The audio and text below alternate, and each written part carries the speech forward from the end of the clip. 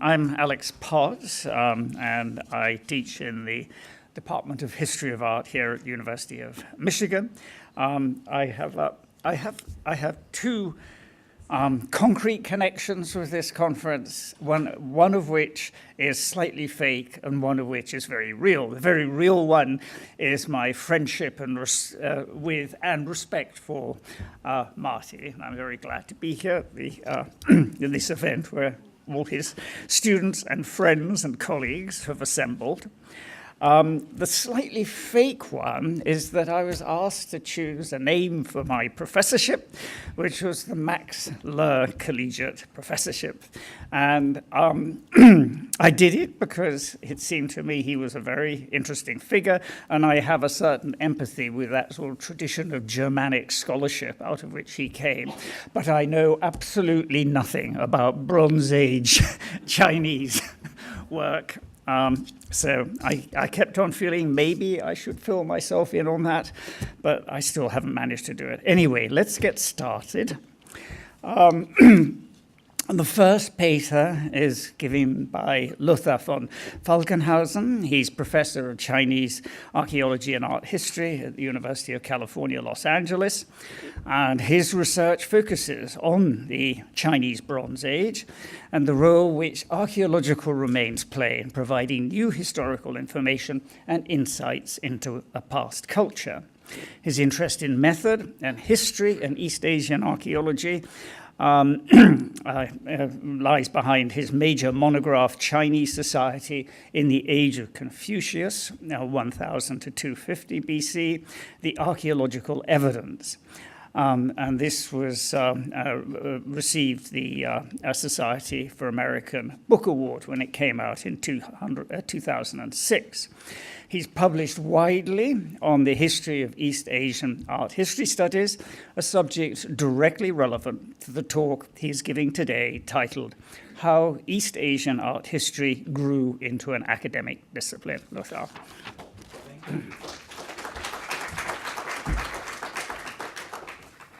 Thank you. And let me start out like everybody else by saying how absolutely delighted I am to be here and how honored I am to be invited to help celebrate Martin's. And I'm not saying Martin's retirement because that's fictive, but the extraordinary contribution he has made to our field. And of course, as some of you may know, I am Martin's successor at UCLA. And we'll get to that in the course of this talk.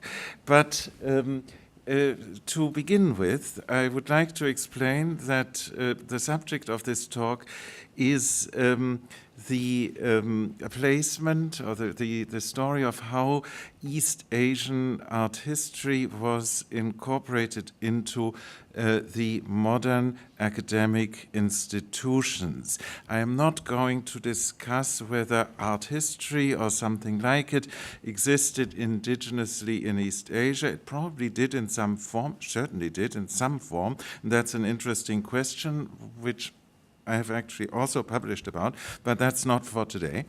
And the question is admittedly complicated by the fact that nowadays, of course, Western-style academic institutions teaching sometimes art history also exist in East Asian countries. So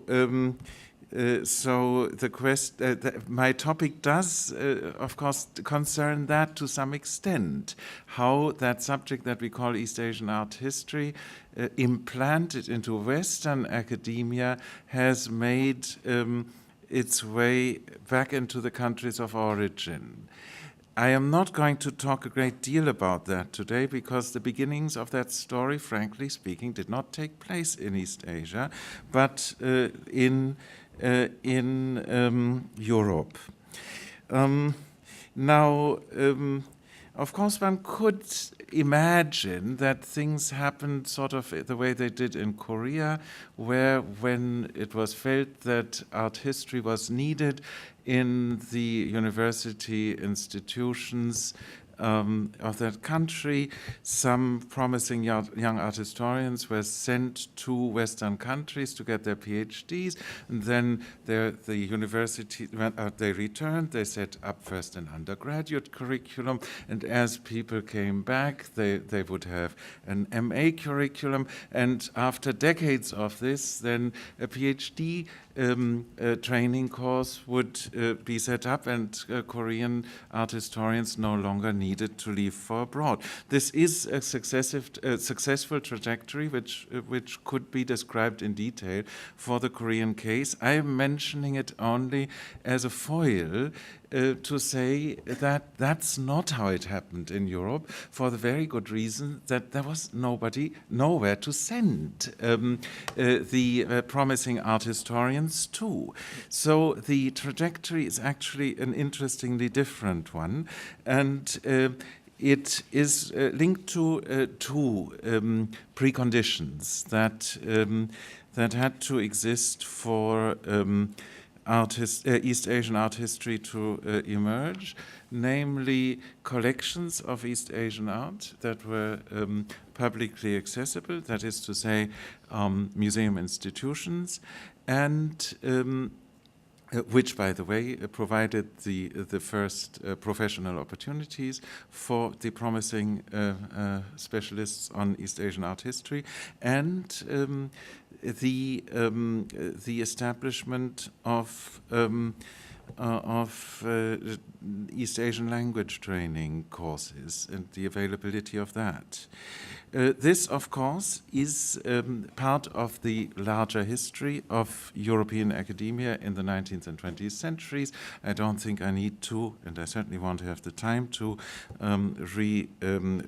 rehearse the details of this. Simply, the one sort of key word here is the Humboldtian University in the German-speaking world that put in the center of inquiry in all the humanistic and social sciences the study of languages, with other words, philology. That is certainly one thing that is often tagged as sort of the precondition for the possibility of the emergence of a secondary field like East Asian art history. I have a marginal observation on that account. It's perhaps worth sharing with this public and see what you think. It's very interesting, even today, to see that the teaching of East Asian languages goes on at a very large number of institutions, and it also goes back furthest in time, back to the early 19th century in some European countries, or maybe even earlier if you include Russia. Then the study of East Asian art history is pursued at only a much smaller number of institutions, and it started quite a bit later.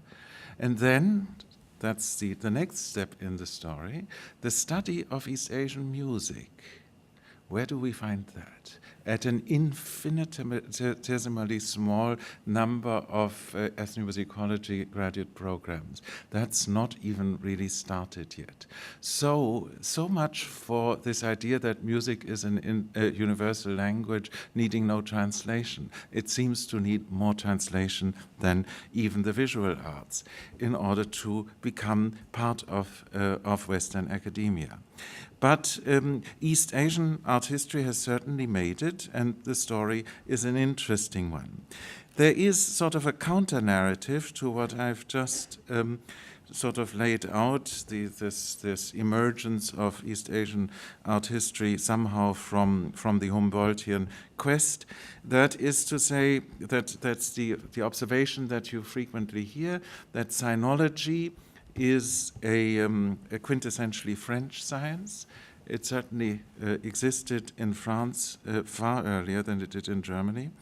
whereas art history is a quintessentially German discipline, developing out of Hegelian philosophy and remaining for certainly its initial decades, closely linked to such philosophical inquiries. That's where we get to the philosophes who were mentioned yesterday and who might deserve a place in the title of this conference, and they're certainly implicitly there. But when it comes to East Asian art history, I think this sort of narrative, this counter-narrative becomes more complicated because the first museum institutions for East Asian art also arose in France and not in Germany.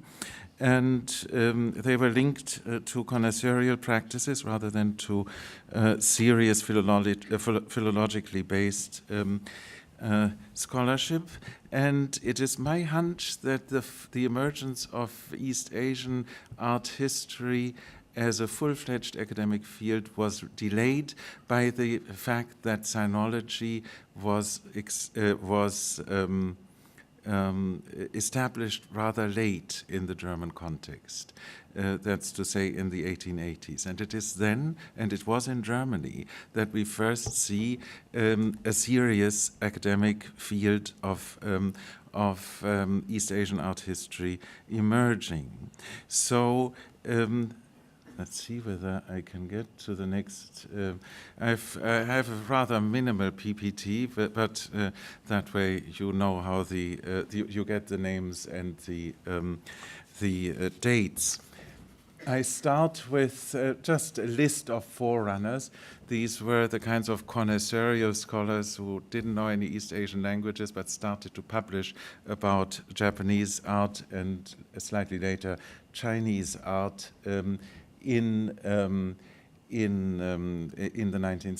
second half of the late 19th century, and intermixed between them are the names of some people who in fact did know Chinese or Japanese, and but didn't know anything about art, and who did the field a great service by starting to translate some of the philological sources that existed about Chinese art at the time. It were accessible to them. You see that in the works of Herbert Giles and Stephen Bushell, or is it Bushell, I think, that are still, found in antiquarian bookstores today, which are basically wash-ups of various late Qing treatises on Chinese art.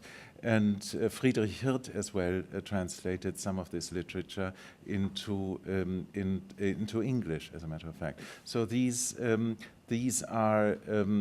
sinologists who contributed to the formation of the field without pretending, certainly in the case of Hirt, that they understood the art involved. There's a clear sort of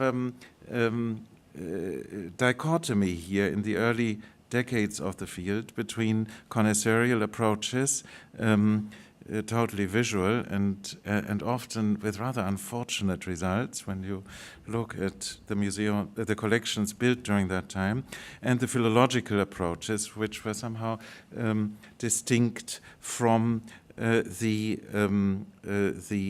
actual visual objects. Then there were a few people starting to work with natives. We have them here on the lower part of the screen. The Okakura Fenoyosa dynamics is probably well known to everybody in this room. I'm not going into it here because, frankly, it didn't create an academic field in American universities. It was hugely influential on museum practices, but the individuals teaching East Asian art at American universities in the first half of the 20th century were amateurs who didn't know any of the languages. People like Rowland at Harvard or Morley at Princeton. So those, I think, can be disregarded. More interesting is what happened in Germany, where you have Ernst Grosse, who I think never quite learned Japanese, but spent lots of time there and had a Japanese wife, and somehow realized that you had to get to the native sources. So worked with Japanese scholars in the country. Interestingly, born in the same year as Okakura, but now virtually forgotten. And then his protégé Otto Kümmel is the first to have really acquired the languages and built serious art historical scholarship on that. But his PhD was not in East Asian art, it was in Egyptian art, and he sort of got to the field through the back door as a museum professional. And that's where the story becomes interesting, because the real action in the years before World War I are the museums. And you get a sense that there is a discontent on the part of the connoisseurs, the collectors of East Asian art, with having Chinese objects relegated to ethnographic museums as mere specimens of what's going on in foreign countries. They and even the books by the forerunners on the upper left here were instrumental in creating a sense among the general public and also among art scholars at the time that East Asian art at least, and probably other artistic practices as well, but that's outside of my topic, deserved attention as art on the same footing as Western art. And the consequences were slowly taken.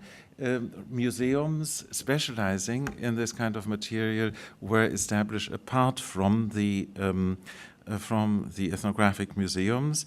I mean, the earliest one that is often mentioned is the Musée Guimet in Paris, which of course was really conceived as a museum of comparative religion rather than art, but gradually developed into that direction. Then there are two more connoisseurial museums, the Czernuski Museum, which is delightful and certainly has a good collection now, but the original collection was also rather hit or miss. The Musée d'Ennery, which by the way was the museum on my slide at the beginning, is one that few people visit these days, but it is sort of a time warp. You can see what the salon of a serious collector looked like. Virtually nothing is in it is of any artistic value, but the ensemble is very impressive. It is almost like a work of installation art. Those were the first three in Paris. The first true museum of East Asian art conceived as such is the one that was founded by the Fischers in Cologne in 1913, just before the First World War. That wasn't for lack of trying on the part of the good people in Berlin to get something running earlier, but they ran into trench warfare among museum professionals. The story seems to go like this. Even in the 1880s, Friedrich Hirt, here on the screen, in his memoirs, reports that he was recruited by the Berlin museums to set up a new museum of East Asian art into which all the artistically valuable objects then in the ethnographic museum should be collected and presented as art to the general public. That didn't fly. Hirt continued working for the Marine Customs Service of China, which before finally taking on a professorship at Columbia University, never worked for the Berlin museums, but then in 1906, the Berlin museums got a new director general, Wilhelm von Bode, who hired Kümmel. and I've already explained, Kümmel was the one to get, because not only was he trained as an art historian, but he also really knew the languages. And Kümmel wasted the next 20 years of his life trying to wrest works of art from, unsuccessfully, out of the ethnographic collection. And since this completely did not work, he simply built up a collection from scratch, aided in this by Grosse and various donors.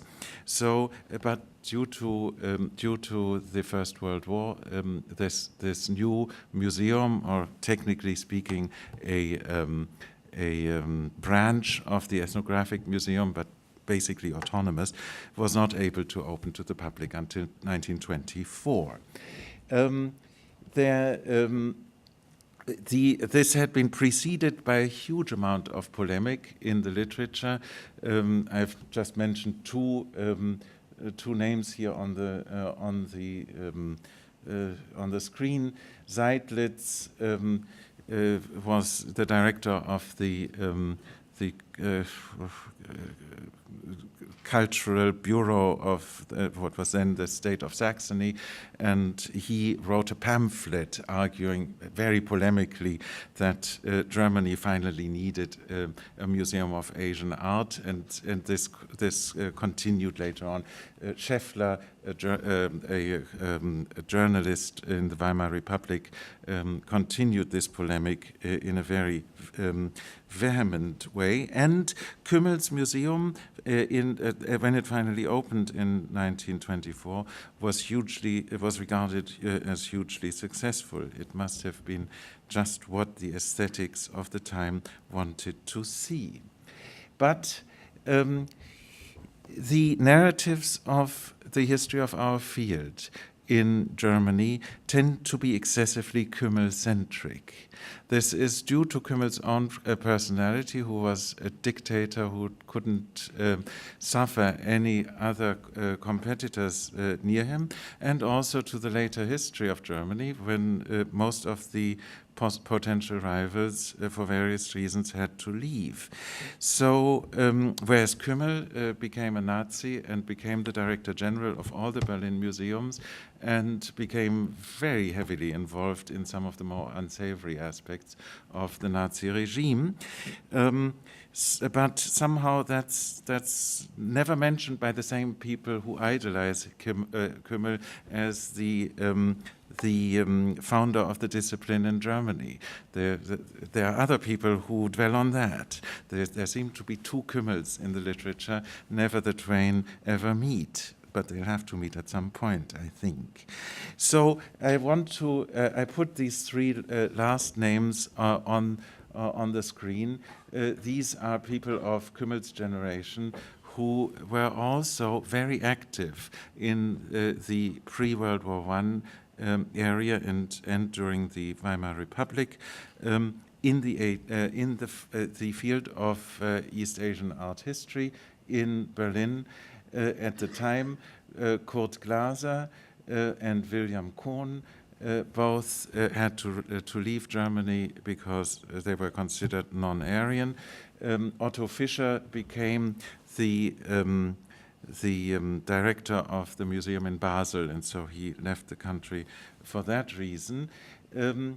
Otto Fischer is important because he was the first person anywhere in the world to get an academic degree in East Asian art history.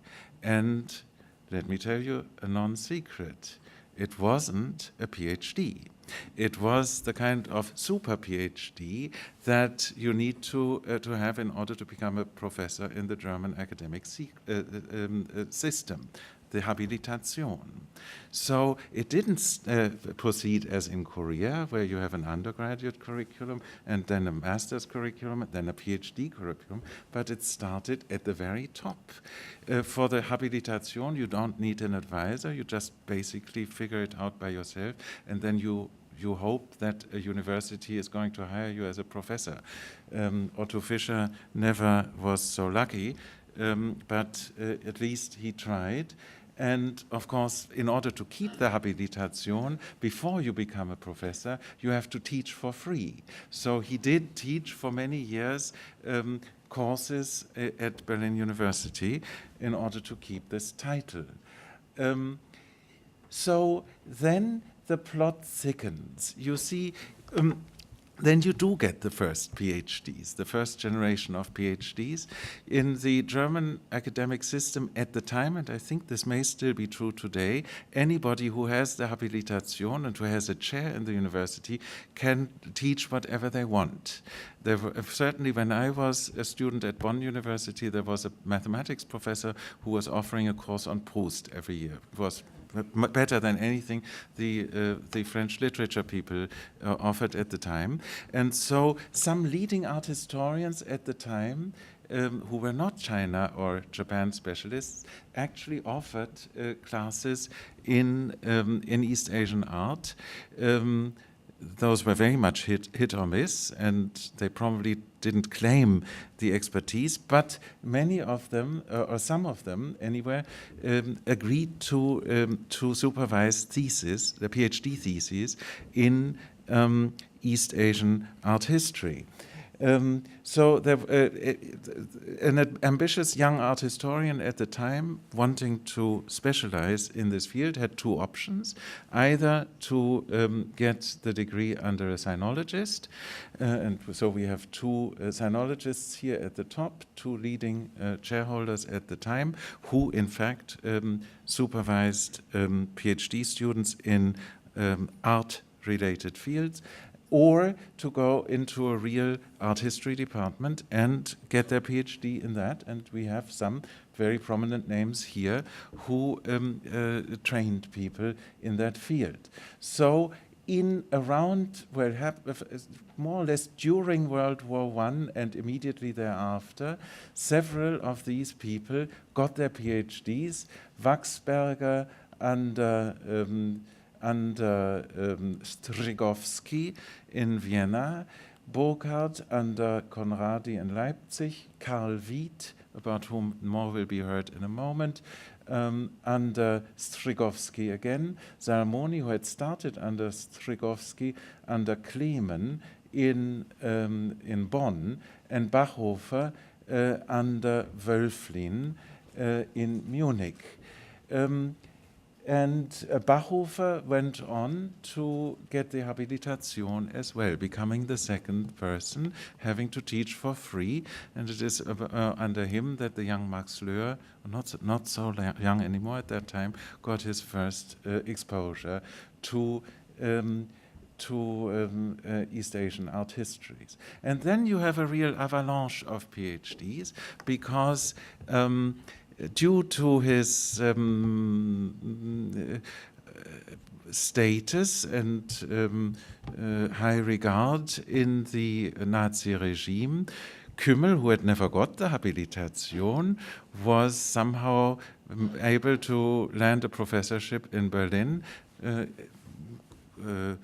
simultaneous to his work as the Director General of the Berlin Museum, and he was allowed under the Nazi regime, very irregularly, but nevertheless, to train PhD students. And you can see there's a whole list of them.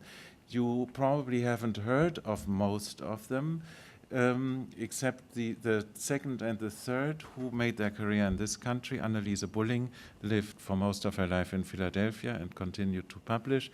Ashwin Lippe, really Ashwin Prinz zur Lippe Biesterfeld, the younger brother of Prince Bernhard of the Netherlands, of course was a famous curator at the Metropolitan Museum in New York. But the others all had careers in Germany after the war. Werner Speiser became the director of the Cologne Museum. Dexel worked in Braunschweig, Meister in Frankfurt. Johanna Zicknissen was in Berlin. Rose Hempel likewise. And Armbruster worked in Heidelberg. So they all had mostly museum careers. And other people as well got their PhDs in the 30s. Eleanor Constant or Eleanor von Erdberg studied under Klemen in Bonn, Victoria Kontag under Forke in Hamburg, and Max Löhr got his degree under the notorious Nazi art historian Wilhelm Pinder. So that's sort of how the academic community grew from the top down. And then, of course, there was really nowhere to go for all these PhDs except for museum work. Professorships in East Asian art were not established in Germany until the 1950s, and not for any of these people, but the first holder of a professorship was somebody who had been in self-imposed exile in Japan during the entire Nazi period, had somehow learned Japanese art history by himself, and come back to Germany with a habilitation thesis, which he got passed in Heidelberg, and then there was a chair for him. That was Dietrich Seckel, and this position, of course, is still in existence. There has since been a second position in Berlin. Now, before I get into the final portion of my talk, let me simply emphasize the importance, once more, the importance of museum institutions and the importance of popular interest in East Asian art as an indispensable backdrop for this development. These museums were, even in a place like Germany where this is not self-evident, were very successful in gathering around them groups of amateurs, collectors, and simply educated people who wanted to learn more. They had associations associated with them and published journals, some of them for the general public, some of them of a more academic characters, all of which contributed to the establishment of the field in academia. And the kind of interaction and exchange of communications between the general public and the academic world that seems to have existed in the Weimar Republic in Germany is something we could only wish to have today in this country. So then, of course, World War II put all of this into disarray. The field had to be reconstituted in Germany after the war. I don't want to get into the details because by that time Germany was no longer the center of the field. The field had shifted into the New World, and I think it is uncontroversial to say that since at least the 1940s, East Asian art history has had its main academic home in the United States. Simultaneous, not accidentally, with the establishment of language training programs and programs in the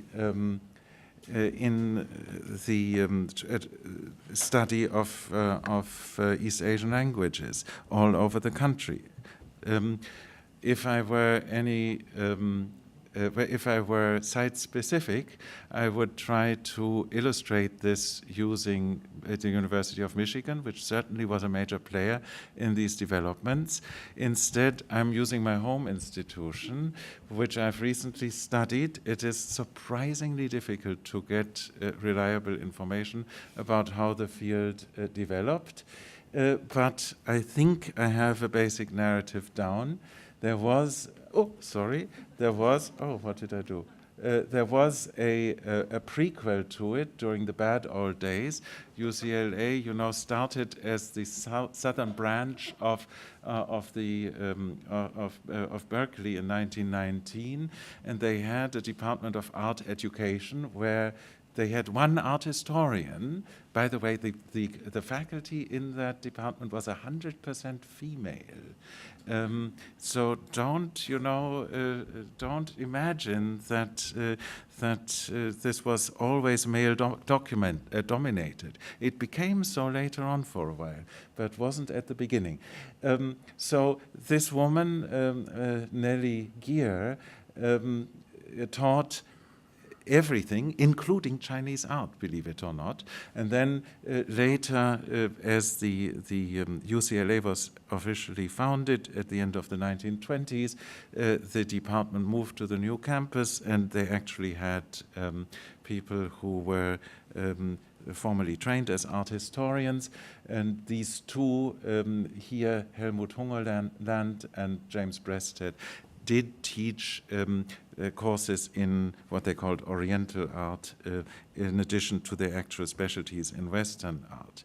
Then they got, when Breasted was doing wartime service in the war, they hired a local artist who actually considered himself a specialist in East Asian art history, former student of no less than Faucillon, who had encouraged him to study Chinese art, and he had, true to form, gone to Japan and lived in a Zen monastery for a year, and so he was the expert on East Asian art then. Taught at UCLA for more than a decade. One shudders to think what he taught. I've read an interview with him. The kinds of opinion he has about the Chinese are unprintable, truly. But and the Japanese don't come out much better. But he was a major artist. You can see his oil paintings in the museums even today. He even founded his own school of painting, which was called supremacism. But whatever. Synchronism. Synchromism. Not synchronism, but synchromism. Yes, that's right. Anyway, an interesting figure, but certainly no one to include in the lineage of our field as a major player.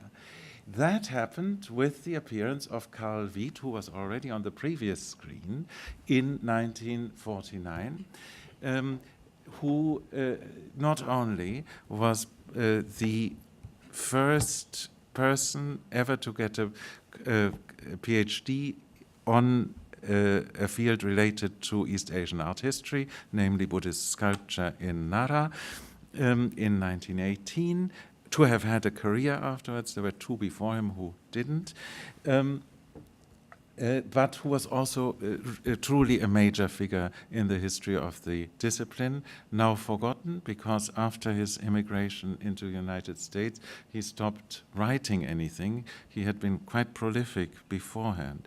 He may have found it difficult to shift the languages to English.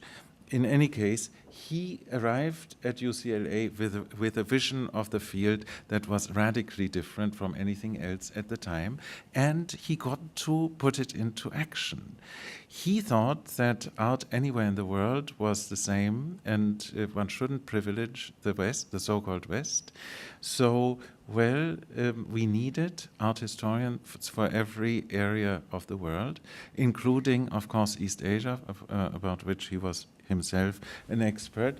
And so during the time of his tenure, he built up various non-European fields, including East Asia. And I am just singling out the East Asian examples here for you, just to see who came. John Rosenfield, everybody knows who that was, later went to Harvard. In fact, he only went to Harvard in 1967. I don't know what he did between 61 and 67. This is not mentioned in any of the obituaries. If anybody knows, please let me know. Anyway, he was succeeded by Leroy Davidson, who was remarkable in that he had somehow figured out that one needed to learn the languages by himself. And so when he was at Yale as a student of Faucillon and Kubler, he somehow took Chinese courses and wrote stuff that was pretty good for the time. He later, however, became more interested in India and no longer studied the art of East Asia. At that point, he took the excuse that he had to serve as chair to appoint another young faculty member, especially for East Asia. That was the late Donald McCallum, who was a specialist in Japan. And then after Davidson retired, the Asia field split up into three. One person for India and Southeast Asia, McCallum still in charge of Northeast Asia, and Martin for China. And then Martin, of course, left for the greener pastures of the University of Michigan, and it took them 3 years, 6 years to find me. The fact of the matter is that I wasn't their first choice, and they went through several others before they finally, which was good because that way I had time to get ready for it. Anyway, and then we split further. We split the India field in somebody in somebody for the early period and Saloni Mathur, who does post-colonial India. We also split up the China field in early China, which is myself, and Sung, and later, which is my esteemed colleague Hui Shu Li. And Don McCallum even was able to split up Northeast Asia and get a Korea specialist who recently retired. Fortunately, Don, who died almost immediately after going into retirement in 2013, has finally been replaced by Christopher Kersey, who has just joined our faculty. So this is what this looks like in visual form. The blue arrows are basically relationships of continuity, and the brown arrows are where a split occurs. So the global art history, which was really what Wiet was trying to do all by himself but couldn't, was split up into Asia, and then we got Islamic, African, pre-Columbian, Oceanian specialists, and all of these. Existing sort of side by side with the Western part, which was already there, couldn't do anything about it, which has also split itself into the traditional fields and the modern and contemporary, which are becoming more and more dominant as we speak. And then Asia sort of separated out from the global, and you see it is almost like amoeba subdividing. Divided Asia is divided itself into two, then South and Southeast Asia divided themselves into two, Northeast Asia into two, and China as well. So we had at some point 6 Asian art specialists in our department, not counting the Islamic world, for which we have also had specialists. Now, the Korean position is currently vacant. We hope to find somebody to fill it at some point. And Bob Brown, who teaches early South and Southeast Asia, has just announced his retirement. So all I can do is to conclude with the saying of Confucius: always be mindful of not losing it, because this looks on the screen like a success story.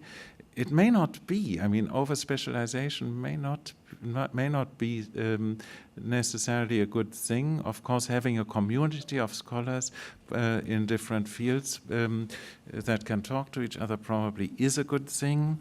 But there's also, especially in the current situation, a clear and present danger that this momentum may not be maintained. And for that, we're coming from the European end of this talk, Of course, one could speculate that at some point the field will change its home again from Germany to America. Maybe the next home will be in East Asia. Wouldn't that be perhaps appropriate? Thank you.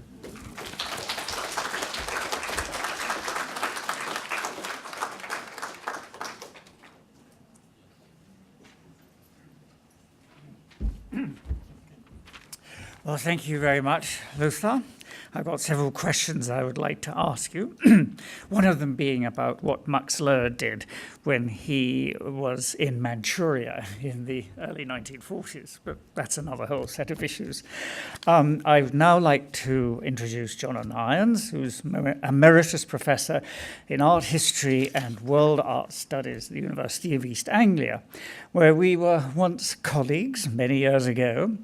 He made his name with a very fine monograph, Bearers of Meaning, the Classical Orders in Antiquity, the Middle Ages and the Renaissance, and also as the inspired founder-editor of the journal Art History, with whom I had the good fortune of working when I set up the journal's reviews section. Recently, his scholarship has taken a more general, and some may say maverick turn, with studies on world art history and neuroart history. And I'm somewhat curious to hear what he might have to say as a non-specialist about the neuroart history of Chinese art, the subject of his talk today.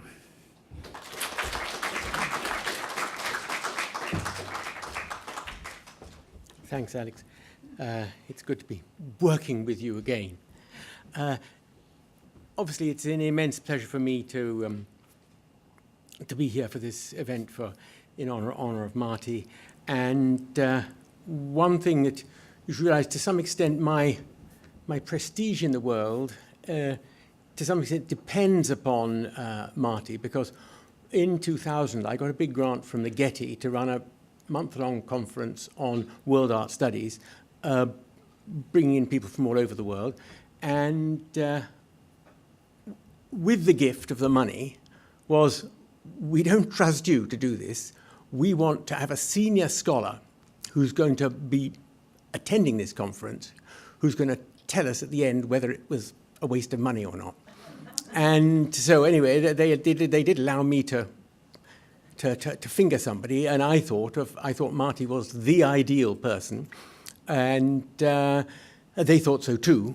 Anyway, so Marty came to the conference. He contributed enormously to its intellectual vitality because he was concerned with many of the same issues. But if anybody, if people who wish that world art studies had been strangled at birth, the midwife they should have, sort of got rid of first was Marty. Anyway, I'm indebted to Marty for his role in the establishment of world art studies. Anyway, this is you. I mean, I'm conscious. I'm taking many risks of this with this talk. Take it all with a pinch of salt, and I will value any comments or criticisms. Anyway, for 35 years, Marty and I have shared a number of passions, but none has been more consuming. But none has been more consuming than the exploration of the differences between Chinese and European art. That has necessarily involved discussing the advantages and disadvantages of the many ways of doing it. With the passage of time, it became clear that the choices each of us made in this area ultimately depended on our wider agendas for the writing of cultural history. Marty's achieves its most brilliant and complex expression in his new book, China and England. My own agenda has been increasingly shaped by the desire to find ways of putting the study of all art everywhere in the world on an equal footing. And here we're coming to Lothar's topic too, from a different angle. And given that the two of the main sources of inequality are the differential availability of verbal commentary and the difficulty of mastering more than 2 or 3 linguistic traditions, I have been looking for ways of gaining access to the human mind which are less dependent on language. It was this desire which led me 25 years ago to follow a long tradition in art history, one documented in my neuroart history book from 2009, and study the brain, the place where all mental activity takes place, using the latest neuroscience. Now, in 1972, Michael Baxendale pointed out that because we have all had different experiences, we all have different neural equipment. And since the early 90s, neuroscience has shown with new precision why that is so, allowing us to understand the principles governing neural formation at the level of the individual and the way such differential formation contributes to the differential formation of all aspects of culture. Now, it is these principles that, for the last decades, I've been trying to apply to art, an enterprise in which, as historian of visual culture, I have been buoyed by neuroscience's demonstration that the principal gateway to the mind is not the ear, but the visual cortex. From the first moment we open our eyes, we are exposed to all aspects of our visual environment, both material and social. And it is this exposure that, by activating neural processes coded for in our DNA, causes the differentiation in our neural equipment noted by Baxendale. In this way, each of us acquires, without being aware of it, without any conscious effort on our part, neural resources that are helpful to us in our particular situation. Now, this process is regulated by principles revealed by neuroscientists, principles such as those governing neural plasticity, neural reward, neural mirroring, neural empathy, and neural correlation. The principles governing neural plasticity, for example, provide that the more often we look at something with attention, the stronger will become the particular neural networks involved, so giving us a preference for looking at anything that shares the same neural visual properties. Those governing neural reward provide that if something is important to us, the sight of it will generate a neurochemical reward, as by the absorption of dopamine in the nucleus accumbens. Let's see what the nucleus. Such reward is often essential for our survival, which is why it is generated by the sight of food or of a desirable sexual partner. The principles governing neural mirroring provide that by looking at someone we admire, our specialized mirror neurons will lead us to imitate them in our movements. This is how we learn all our movements, beginning with a smiling back to our mother. Related to neural mirroring is neural empathy, which provides for the fact that the more we look at any material object in our environment whose properties we would like to share, the more likely we are to feel that we do in fact share them. This helps us to feel softer, for example, when we look at our mother. Finally, neural correlation refers to the complex neural processes potentially engaging all parts of the brain that are initiated when we recognize that one phenomenon relates to another, as an action made to a context or an object to a use, often in a relationship of cause and effect, as when the application of water causes a plant to grow. Talk of correlation brings me to the particular advantages of invoking such neural processes. Art historians have always been interested in causal relations, such as the impact of training or of patronage, and the influence of social and economic factors on the conscious responses of makers, patrons, of viewers. They have done so confident that such influences are often documented verbally. The influences evidenced by neuroscience are different because they are a result of neural activity of which the people were not conscious, and because of that they leave no verbal record. Nor can we see this activity by putting an individual in a scanner. But by putting many people in scanners, neuroscientists have identified the principles governing the processes noted above, and it is knowledge of those principles that I will use in this neuroart historical sketch based on my amateurish knowledge of China. Now, as will become clear, the questions I will try to answer are often ones that have never been asked before, and the reason for this is simple. Before the latest neuroscience, there was simply no approved method for answering them. Now, typical are such questions as what is the origin of early Chinese imagery of such creatures, dragons, monsters, spirits, whatever you call them. Productive work has been done on the meaning of these figures, as by Lothar prominently, but I know of no explanation for the existence of a category which is found nowhere else in the world. What a neural approach allows us to do is to see them as the product of unconscious neural responses to the specific neural, material, and social environment where they emerged, principally the Yellow River Valley in the Neolithic, Bronze, and Iron Ages. That emergence did ultimately generate cosmologies and myths, but they were secondary to the correlations established by direct neural exposure. What were those correlations? Now, the main feature of that environment was fertile loess soil, the deepest and most erodible deposit in the world of wind-blown dust. The extreme fertility of that mineral-rich soil, when combined with water, meant that it had an exceptional capacity to support plant and animal life, while its softness was almost flesh-like. At a time when the control of the supply of water to the soil had become the activity most critical for people's survival, anyone whose visual cortex was exposed to this environment would have observed the causal connection between the environment and the life that it supported. They would also have been struck by the most visible manifestations of that connection, the serpentine flow of the river and the circulation between the sky and the soil of moist, life-giving vapor in the form of often swirling clouds and mists. Now, I would argue it was the set of neural correlations set up by exposure to these phenomena that led to the emergence of some of the most significant features of Chinese culture. These include the notion that the world order depends on the circulation of qi, spirit, energy, regulated by the principles of yin and yang, and the imagery of the type just referred to. Dragons, such as that made of shells at Shishupo, monsters such as those seen emerging from the shimmering Shang and Zhou bronzes, and the myriad flying spirits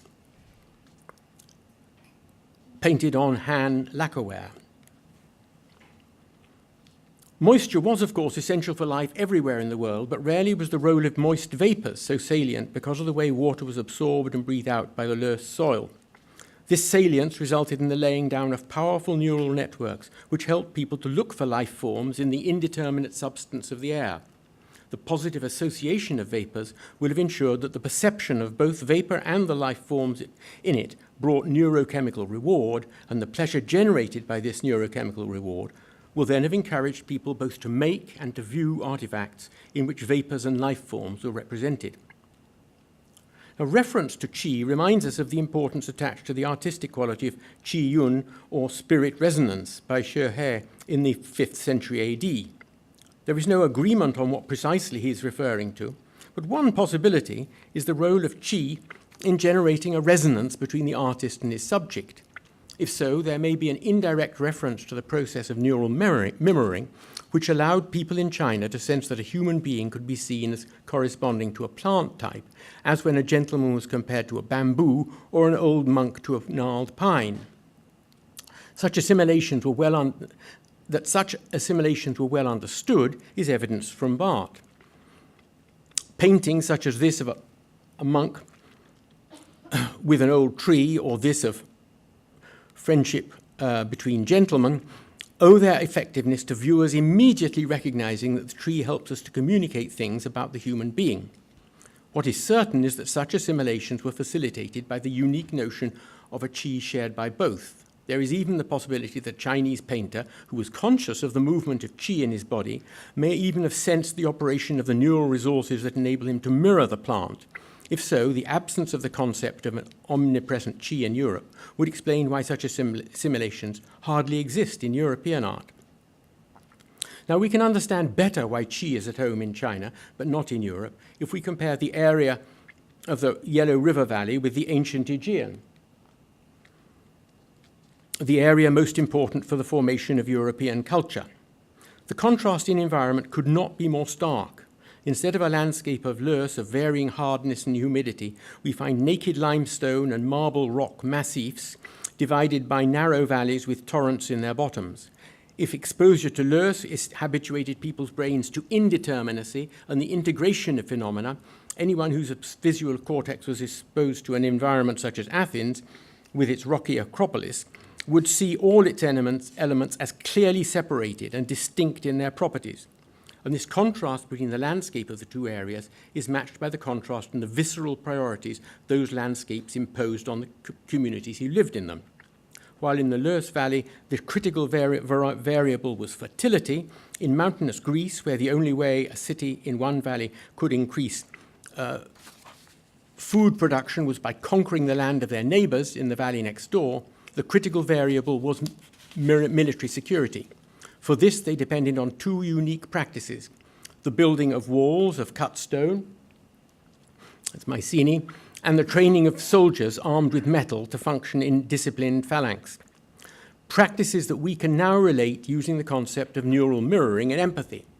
Being habituated to looking for security in rows of stone blocks, people came to see rows of warriors as truly stone-like, which is why Homer compares the phalanx drilled by Achilles to a wall made of close-fitting stones. Similar visceral needs for security also gave Greeks an empathy not only with the stone out of which they made their fortifications, but with the bronze and iron arms and armor which protected their soldiers' bodies. Indeed, so salient were these empathies that they inspired creation stories unique on the planet. One told how they were all descended from stones thrown over their shoulders by an elderly couple, Deucalion and Pyrrha, as shown in this 17th century painting. Another that they were the last stage in a succession of ever harder generations of metal men, made of gold, silver, bronze, and iron. We can tell how deeply Greeks were affected by such empathies from one of their most striking visual expressions, the unique Greek artifact class of statues of naked warriors made of marble and bronze. And we can see how, given that the inhabitants of the Yellow River Valley had a particular engagement with soft soil and the inhabitants of Greece had a similar engagement with stone and metal, that it was as natural for the inhabitants of Athens to make statues of soldiers out of marble and bronze as it was for the inhabitants of Xi'an to make theirs out of terracotta. This would be hard to understand without a knowledge of neural mirroring and empathy. Now, neural mirroring also helps us explain another of contrast between Greece and China that, as far as I know, has never been explored, the contrast in the bodily comportments and material equipment of painters in the two areas.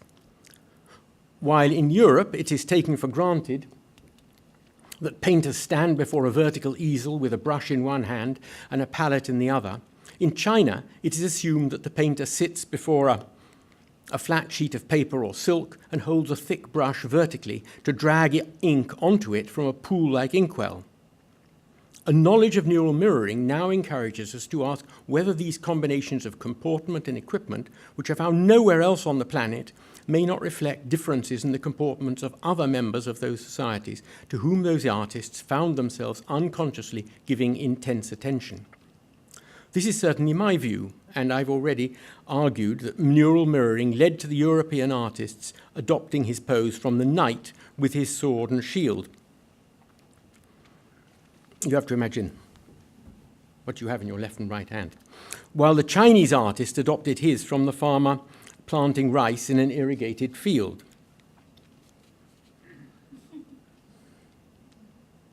Indeed, it happens that in Europe, the pose became established at precisely the period that artists aspired to join the class above them, and some, like Titian, Van Dyck, or Velázquez, who we see here, dressed in his order of knighthood, did, while in China the cultivation of the staple commodity of rice was so essential to everyone's well-being that people would always have followed the planting and harvesting with intense emotions.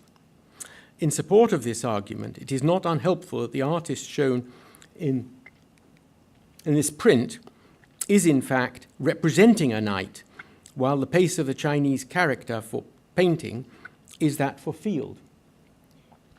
Now, another potential advantage of a neural approach is that because it is based on biological principles, it sometimes allows us to predict new developments. For example, if we are right in claiming that exposure to a particular new visual phenomenon in one place and time causes the emergence of a new trend in art, then the appearance of the same phenomenon elsewhere should have a similar impact.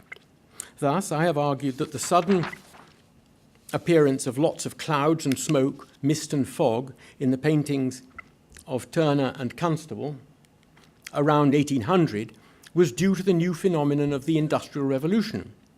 Because smoke and steam were so directly associated with the benefits they brought, they necessarily activated the reward centers in the brains, both of the artists and of those who bought their work. Now, this led me to look for recurrences of the same correlation elsewhere. And the first place I looked was France, where defeat by a recently industrialized Germany in the Franco-Prussian War made the French desperate to industrialize themselves. And I was delighted to discover an excellent correlation in such vaporous paintings by Manet as Impression Sunrise, showing steamers in the port of Le Havre, and the station of Saint-Lazare, its interior filled with the emissions of steam engines. The sight of smoke and steam had the same effect on the reward centres of the brains of French painters and art purchasers that they had on those of English equivalents 70 years earlier. And the next place I looked was China. I knew that the new communist government embarked on a vigorous program of industrialization because they felt ashamed at their country's defeat by a newly industrial Japan that was comparable to that of the French. So I looked for evidence that the reward centers of Chinese brains were similarly activated by the sight of the vapors associated with industry. And I found it, as in Chan Song-yan, as paintings, and by others who revel in the smoke of chimneys and polluted clouds.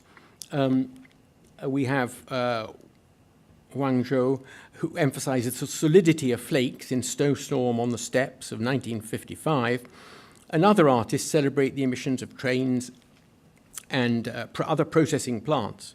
Mists had always featured in Chinese paintings because of the climate, but it had never possessed the threatening weight it does in Lin Fengmian's landscape with geese of 1965, which is now in the next door in the university's museum. When it comes to individual artists, it is obviously impossible to make predictions because of the range of potential factors to consider. But we can still get a better grasp on the emergence of individual style, especially by using a knowledge of the principles governing neural plasticity, especially the principle that the more you look at anything, the stronger the neural networks involved will become, so giving you a preference for looking at other things that share their visual properties. For example, I have applied such knowledge to Wu Guanzhong. His works all share qualities deriving from the two art traditions in which he was trained, at the Hangzhou Academy and at Paris's École des Beaux-Arts. But many of his contemporaries were trained in the same styles, yet never made works that are so strong and individual.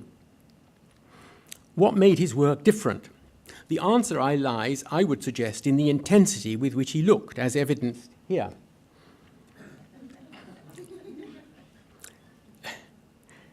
Looking with such intensity at typical features of his immediate Yangnan environment, such as houses and orchards and boats, he acquired neural networks for the perception of their properties, especially the properties that these things have in common, such as abstraction and repetition, properties to which he would have been insensitized both by his interest in the technical, associated with his first study at the Zhejiang Industrial School, and an interest in modernism, nurtured in 1940s France. It is as if his involvement with technical training in Hangzhou and with modernism in France activated the neural networks laid down by long exposure to the abstract aspects of bamboo groves,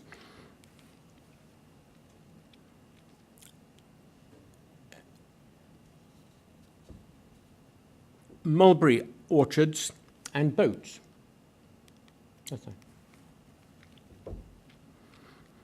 We can also confirm the impact of looking at these particular sites by looking at the art he made far from home in the 1980s. In this view of the Place de la Concorde, he turns the lamps into something more like grove of bamboo.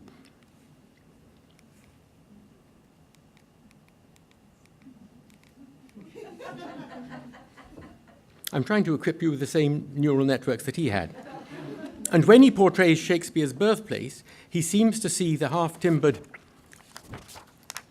Tudor buildings using networks generated long before by the black and white houses and white poplars of his native Jiangnan. So this is his painting of Shakespeare's birthplace, and I'm suggesting these are the orchards of his homeland, and these are the houses of his homeland. So I'm saying that the equipment that he developed by looking at these things, he then used when he painted. That's why that painting looks like that, because of that input. Now, in all these cases, the neural dimension is added by me, but I will end with the work of an artist who, at some level, acknowledges it himself. Earlier this year, I was contacted by a curator, Hu Fang, who had been reading the Chinese translation of my 2007 book on neuroart history. Doing so, he sensed a relationship between what I was revealing about the brain and the work of the artist Zheng Guogu. Zheng, born in 1970, comes from Yangjiang, near the mouth of the Pearl River, and has achieved national and international success, including representing China at the Venice Biennale with a mixture of photography, painting, and calligraphy. And this work needs analysing in its own right. I won't do that. I only want to follow up Hu Fang's pointer and reflect on the extent to which his work is unusual in the attention it pays to the processes of perception and the role of the brain. Now, typical is his planting geese. In a work in which Zheng empathizes with the perceptual apparatus of dozens of live geese inserted in the ground along the perimeter of a pentagram, because, as he says, goose eyes are capable of reducing the size of everything, and this is why they are not afraid of anything. For him, the figure of the goose best embodies the spirit of his own personal motto when he first ventured into society. Even though we have little experience, we are afraid of nothing.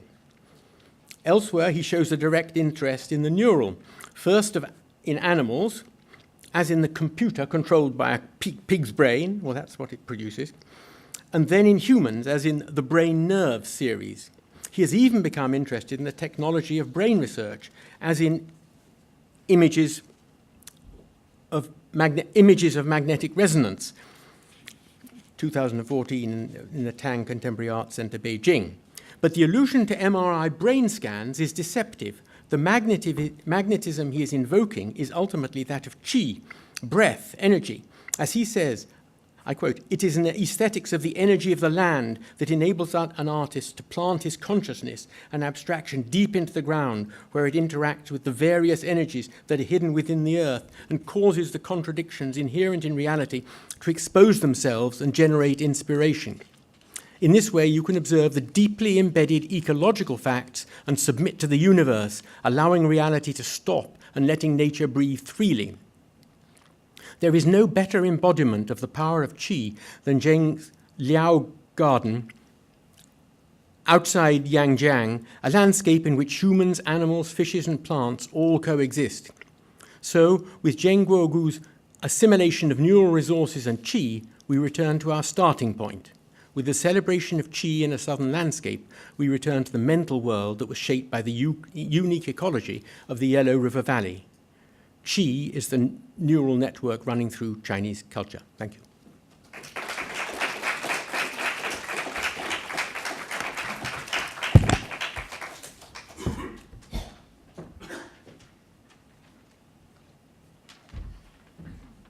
Well, thank you, John. Well, now we come to our third speaker, Wu Heng. Among several positions he's held at the University of Chicago, Wu Heng is Van der Stappen Distinguished Service Professor in Art History and East Asian Languages and Civilizations. I feel slightly strange as an outsider that studies in Chinese art being called upon to sum up the achievements of the field's most influential and wide-ranging scholar, so I'll be pretty brief. He's known for his work on both traditional and contemporary Chinese art. His many publications range from the major book Monumentality in Early Chinese Art and Architecture to a study of the herbal renewal of Beijing from Maoist times to the present day and its intertwining with cultural and national politics. The title, Remaking Beijing, Tiananmen Square, and the Creation of a Political Space.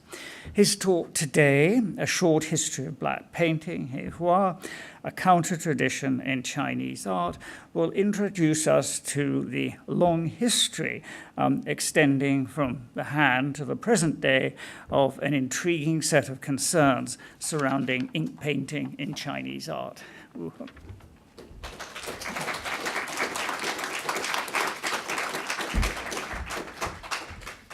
Thank you very much for the introduction.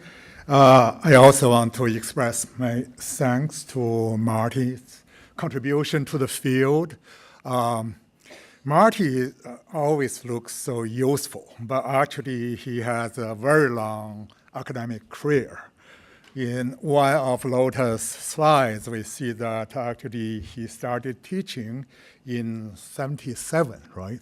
1977. So actually 3 years before I came to this country to study in the graduate school. So over this long period, Marty has helped many, many younger scholar people, someone not so young, including myself, really benefited from Marty's endorsement, always great generosity. I really appreciate that.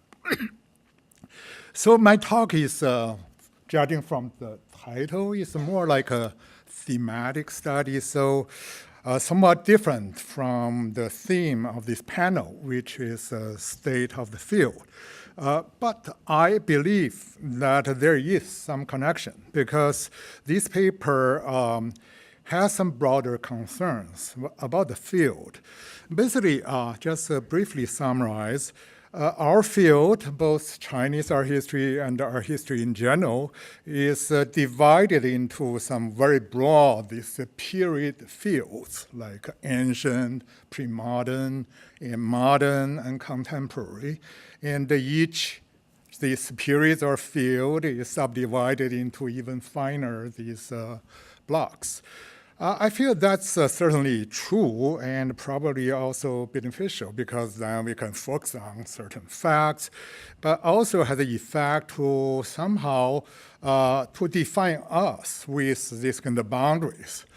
So I have been trying to experiment the possibility to break down or to transcend those kind of boundaries. So this book, older book, Remaking Beijing, is one of this effort. I feel we cannot just totally say there's no boundary, but certain themes or concepts or some mediums may provide possibilities or useful kinds of moment for us to do something. So that book really tried to follow architecture space, the Tiananmen Square, and basically travel from pre-modern to modern to contemporary field. Also bridge like architecture and pictorial or photographic representations. Another book like follows the concept and theme of ruins. Again, travel from like pre-modern to modern. So today this talk basically try to follow yet another different lead, which is a material or a medium, which is a ink. So another different trajectory. I started this project a few years ago from reflecting on a group of contemporary Chinese paintings created in the 1990s, mainly 1990s, actually starting from 89. Is that right? I just a little bit. Okay, good. Primary features of these works, as you can immediately see from these slides, is the artist's penchant for the undiluted black ink, very dark.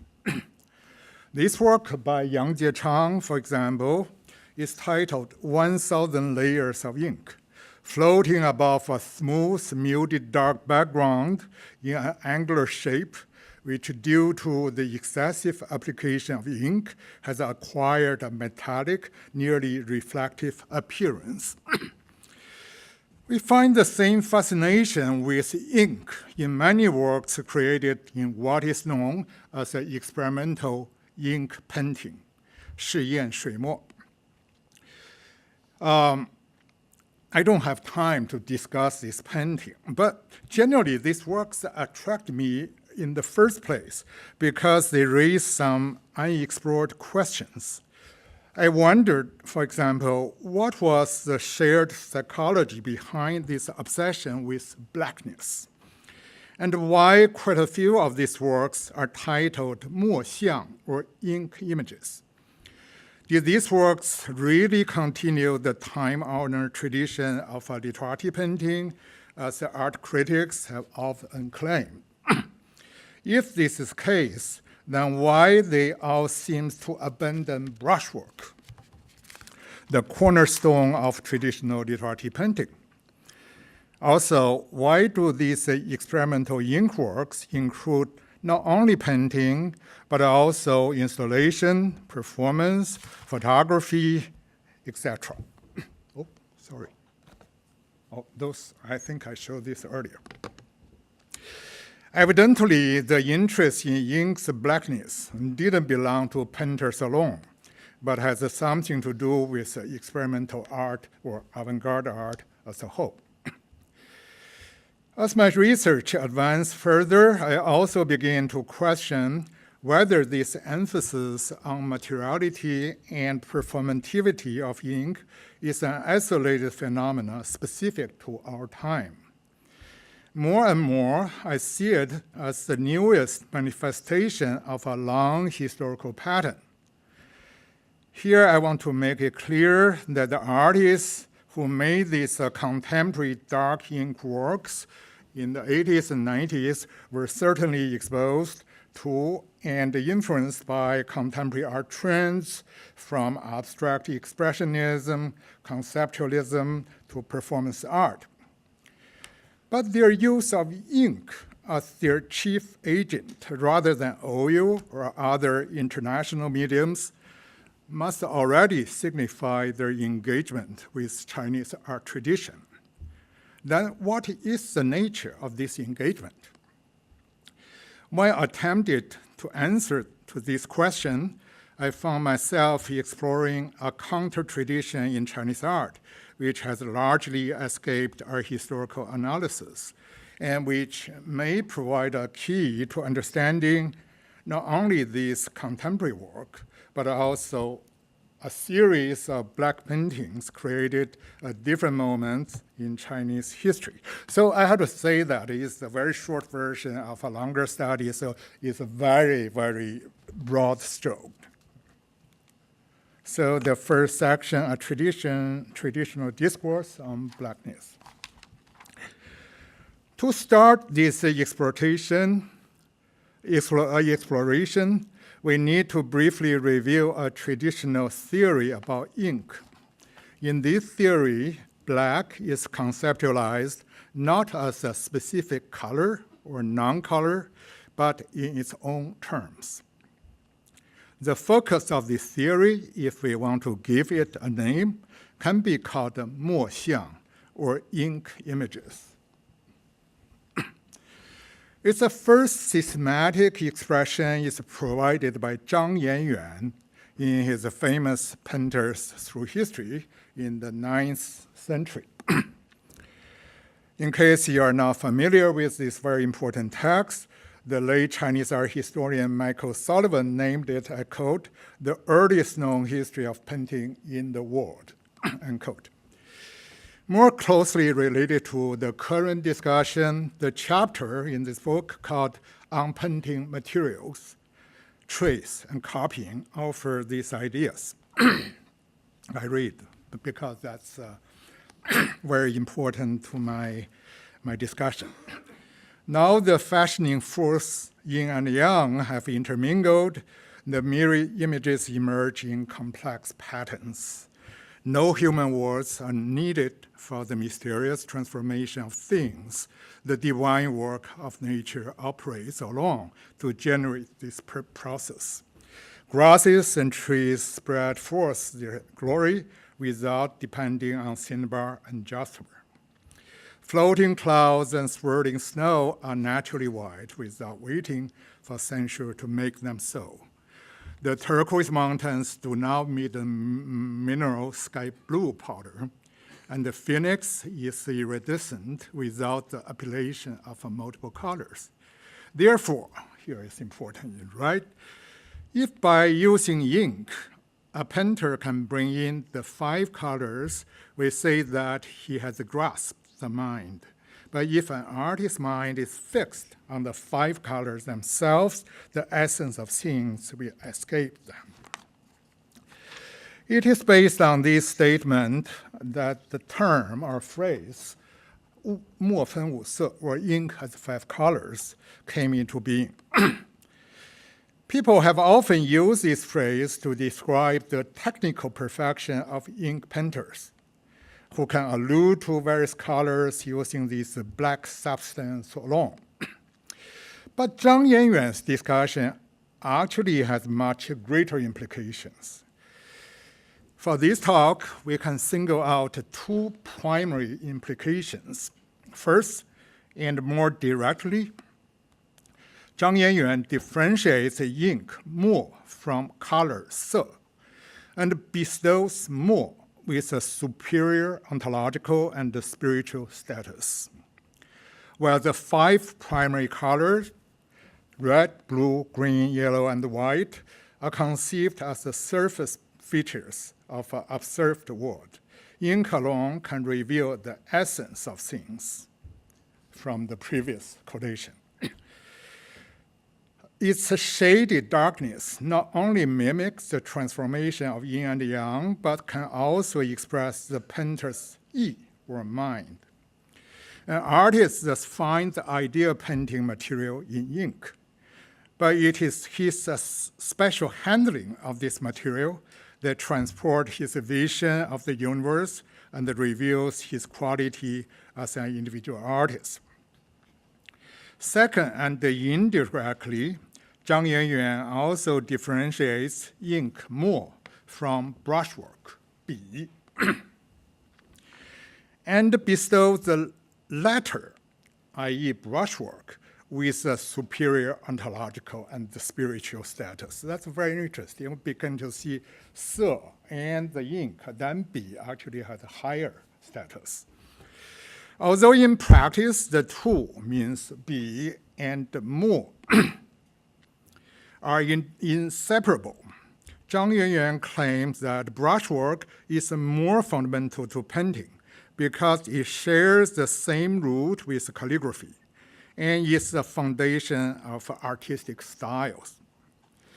From this differentiation emerged a hierarchical ordering of artists as well as a categorization of orthodoxy and unorthodoxy. While he praised the great masters who invented and reinvented the use of the brush. For example, I won't read this. It's about Wu Daozi. So if you see, I don't dare to. You see here, basically, the use of brush. He really emphasized the brush a lot. So when he described this really top, this scent, painting of scent, he used to emphasize the brushwork. But he also criticized kinds of painting that use the splash ink, 泼墨 method, because in his words, this method fails to displace traces of brush. I think it's right here. 不见笔踪, you don't see the trace of brush in this kind of work. It is in this spirit that he recorded some eccentric town painters known for their bold and bizarre way of using ink. There are 2 of them. Zhang Zao, 8th century, for example, startled people with his impetuous manner of depicting landscape, sometimes dipping his whole hand in ink and painting with it. There's no brush involved. Then there was another person called Wang Chao, better known as Wang Mo, or Ink Wang, because of his peculiar relationship with this material. To Zhang Yuanyuan, Wang Mo was, I quote, a crazy fellow, mad with wine, who sometimes soaked his hair in a pail of ink and flung the ink from it to draw a picture, again using body. Zhu Jingxuan, another leading art critic in the 9th century, had a similar but somewhat more exalted opinion of this painter, Wang Mo. So we see here, again, I want to read it. We don't really know who Wang Mo, Ink Wang, is, but even his, not even his real name, because he was good at making landscape with splashed ink. His contemporaries called him by his nickname. He had a wild disposition and loved wine, again, wine, and always drank whenever he wanted to make a painting hanging. Once intoxicated, he splashed ink on the silk. Laughing or chanting poems, he used his hands and feet to smear the ink. With his fleeting or brushing, the ink became thicker or thinner. Guided by the shape of the splashed ink, he made mountains and rocks, clouds and water. Spontaneously following his own mind, he was like nature itself. In commenting on this painter, Yin Wang, the Sweden art historian Oswald Serene wrote, I cite, "It seems indeed to have been the personality and the strange ways of Wang Mo, rather than his art, that aroused the interest of his contemporaries. The anecdotes leave us with the impression that he was something of an imprisoned genius." That's from modern art historians' view. Indeed, records of Wang Zhangzao and Yin Wang begin to define a particular kind of artist in Chinese art history, who expressed his unique personality in no small measure through peculiar way of handling ink. These and similar records show artists of this type evade conventional art school traditions and social circles. They rejected brushwork and even the brush itself, and their intimate relationship with ink reinforced their marginality. To them, ink seems a living thing with a will of its own, which flows freely on paper or silk to form unexpected shapes. Painting with their hands, feet, or hair, they connect this black material with their own bodies. A brush becomes superfluous when they are besieged by a burst of creativity. Moreover, although we cannot speak precisely about the visual appearance of Zhang Zhao's and Yin Wang's paintings, because none are exist, splashed directly onto the surface and dripped from the body parts, their ink images were conceivably dark and powerful without diluted layering and fine tonality. What we find here is therefore a creative tension between Bi and Mo, from which emerged an alternative tradition in Chinese painting. Basically, I feel in art criticism, we often see Bi Mo as two parts of whole. There's very harmonious. It just you cannot do one a painting without one. But here I feel even from Tang Dynasty, you begin to see actually there's some sense of tension between these two parts, both collaboration and tension. So second part, lineage of unorthodox ink painters. By characterizing Wang Mo as something of an imprisoned genius, Siren sensed a deeper anguish underlying the painter's uninhibition. This psychological profile is shared by many later painters, including Xu Wei of the Ming and Zhu Da of the early Qing. Different factors, including madness, personal misfortune, religious conflict, and political circumstances, played a decisive role in creating a whole generation of anguished intellectuals and artists after the fall of the Ming Dynasty in 1644. Calling themselves Yimin, or remnant subject of the former dynasties, these men and women perceived the Manchu conquest as a crisis of culture, tradition, and ethnicity. There were some heroic campaigners, a handful of suicides, and a far larger number who retired to Buddhist or Taoist temples or to a cottage in the hill. This is a very interesting set of painting. Here is a person imprisoned himself in a graveyard. Yeah, that's a graveyard. He's refusing to go out. He's really called a 活死人, living dead. Among these torture spirits emerged some of the best painters of the 17th century. Some of them, such as Gong Xian, Zhu Da, Kun Can, Wu Li, and Shi Tao, created extraordinary dark landscape as reflections of political reality and their troubled state of mind. Gong Xian, we all know his work, one kind of work called the Hei Gong, actually Black Gong. For example, was a devoted Ming loyalist and member of the anti-Manchu intellectual underground. Here is his most famous work, A Thousand Peaks and the Myriad Ravines. And Ink landscape he created in 1670, 5 years after the fall of the Ming. It is rare in Chinese painting for an artist to lay bare his tortured soul, as Gong does in this awe-inspiring composition. Thousands of dark mountain peaks seems to boil in a vast steaming pot. The whole natural world is erupting, as all its substances, rocks, water, and clouds rebel against it. There is no trace of detachment, but only the artist's self-involvement. What the spectator feels is a storminess, anger, and tension in an intense atmosphere of darkness. Among Shi Tao's numerous works, 10,000 Ugly Ink Dots. This title is very interesting. It's his own title, not ours. This painting best demonstrates how he connects the ink splash method from Tang Dynasty to the idea of individual expression and the rebelliousness.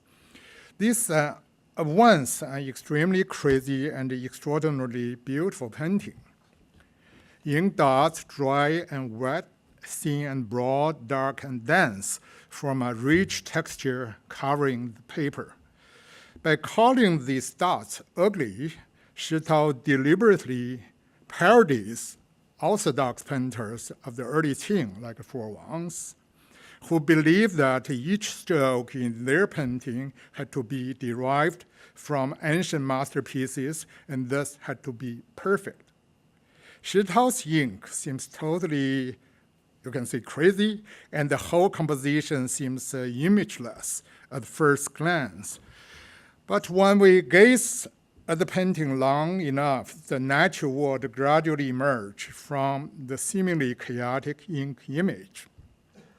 One begins to see and feel trees and flowers, bamboo and grass, rain and wind.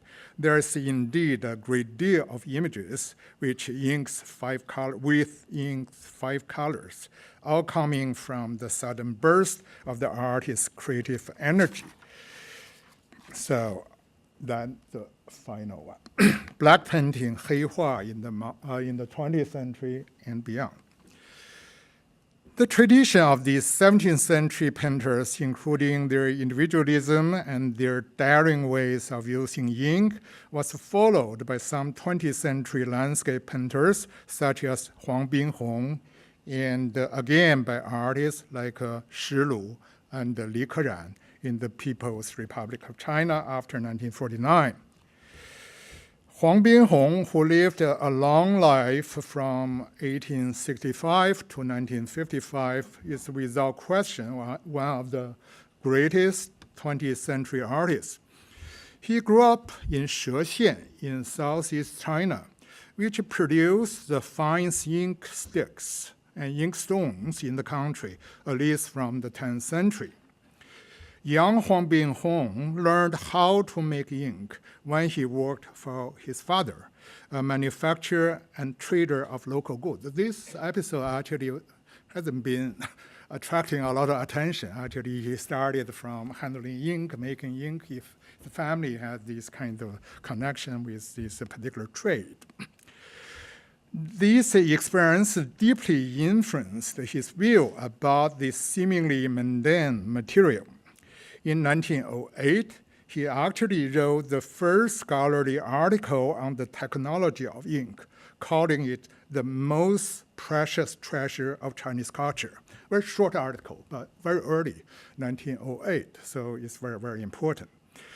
Although he has often been labeled as a traditionalist because of his insistence on traditional media and his effort to preserve Chinese cultural heritage. Huang Binhong actually was a modernist in spirit, engaged in establishing early art societies, compiling encyclopedic art compendia, and writing treatises and a book on Chinese art history, including his emphasis on ink. I feel is really quite avant-garde at the time. His earlier pictorial work closely followed the 17th century individualists such as Shi Tao and Kun Can. But in the 1940s and 50s, his paintings became increasingly dark and chaotic. In the words of critic Chen Xiao, these pictures, I quote, composed of a jumble of ink dots, are indiscernible and even unpleasant. Most importantly, one cannot distinguish the exact kinds of brushwork. At first glance, the only things one perceives are crisscross lines, touches of overlapping ink, and splattered dirty dots of all sizes. So basically, again, he emphasized this very typical characteristic of this kind of black painting, no brushwork, all the thick inks, and unpleasant, actually. Here, Chen focused on the indistinctness of brushwork.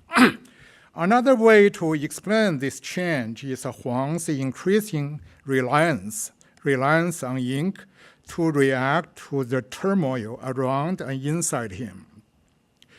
It should be no coincidence that he began to develop a system called the 7 methods of ink during the Sino-Japanese War. This method, shown here, formulated in his theoretical work called On Painting, 画谈, include thick ink, 浓墨, broken ink, 破墨, splash ink, 泼墨, leftover ink, 素墨, or 秀墨, accumulated ink, 寂墨, scorched ink, 焦墨, and light ink, 淡墨. 6 of this method escalate the density, texture, depth, and thickness of ink images in various ways. Not all art historians were convinced with the merit of such works. Again, Michael Sullivan, for one, commented that I believe, in 1950s. He said, at their best, these paintings by Huang Binhong have an intensity of power, but too often they are so chaotic and gloomy that only his most uncritical devotees could admire them. End quote. During the 2 decades since Sullivan wrote these words, however, what he saw as Huang's most uncritical devotees seems to have gained an upper hand, reflected in the rapid ascension of the commercial value of Huang's black paintings. Where such works could be acquired with just a few dollars in 1950s, actually less than $10 you could buy a Huang Binhong painting. And one of them fetched $50 million American dollars last year in a Beijing auction. To my knowledge, Huang Binhong never spoke about the political implication of these dark and trembled paintings from his late years. But towards the late 1950s and 60s, Hei or black became increasingly associated in Maoist China with a counter-revolutionary art, a notion similar to degenerate art in Nazi Germany. This shift foreshadowed the transformation of socialist realism into a symbolic art in which every color or non-color possessed political meaning. During the Cultural Revolution from 1966 to 76, officially sponsored revolutionary art was produced according to the formula known as red, smooth, and bright, 红光亮. Black became synonymous with counter-revolutionary and evil. And the black painting exhibition, 黑画展览, were organized to display an anti-socialist art as a target of mass condemnation. In the logic of the time, black paintings reflected the painter's dark psyche. These black painters, including some of the most revered names in 20th century Chinese art, were attacked in official media, and they responded in different ways. Even before the Cultural Revolution, for example, Shilu was criticized for pursuing a painting style that was, as an official commentator summarized, 野怪乱黑, or wild, bizarre, chaotic, and black. So it's over there. Shilu responded with a poem that started with these lines, a very brave poem. People accuse me of being too wild. My response to become even wilder, creating miracles from ubiquitous mediocrity. People blame me for being too strange. I'm not strange, but unlike a slave, only follow my own mind.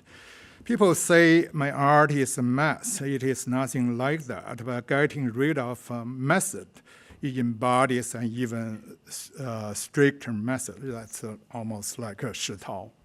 People ridicule my works for being too dark. Again, dark, black. I consider them not black enough. I wish they could be still blacker to stir the viewer's heart and soul. Shilu's intransigence was rare, however. Most artists conceded in various degrees to avoid severe, even fatal punishment. Among them was Li Keran, who held a beautiful exhibition before the Cultural Revolution titled How Charming Are the Mountains and Streams of Our Country, which is a line from one of Chairman Mao's poems. But because he used so much ink in his works, a member of the revolutionary audience commented bitterly, "This show should be called How Dark Are the Mountains and Rivers of Our Country." This comment was then cited in the semi-official journal Fine Arts 美术 as reflecting the opinion of the revolutionary masses. Li was forced to conduct self-criticism and to change his color palette, producing a serious crimson landscape painting that depict historical sites of a communist revolution.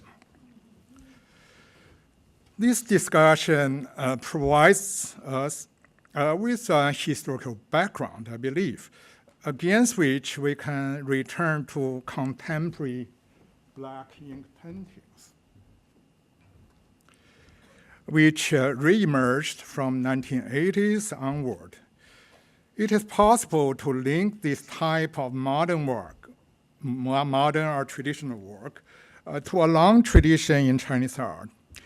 As we have learned, soon after monochromatic ink painting became an independent genre during the Tang Dynasty, there already appeared artists who used ink in unconventional ways. Art historians have approached these eccentric personalities as isolated cases. But if we put these cases together, I would suggest they betray a recurring pattern in which excessive use of ink and unusual way of handling it signify heterodoxy and artist marginality. This is not to say that these artists self-consciously follow historical precedents. Neither must have they made their black paintings purposefully as political expressions. To the contrary, it is because they all rebel against the dominant orthodoxy at their own times, they constitute a counter-tradition in Chinese art, as proposed in the title of this short talk. Thank you very much.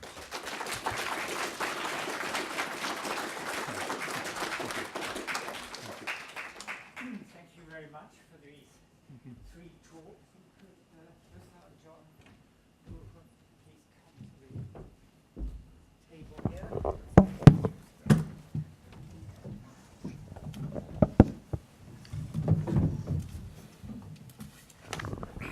According to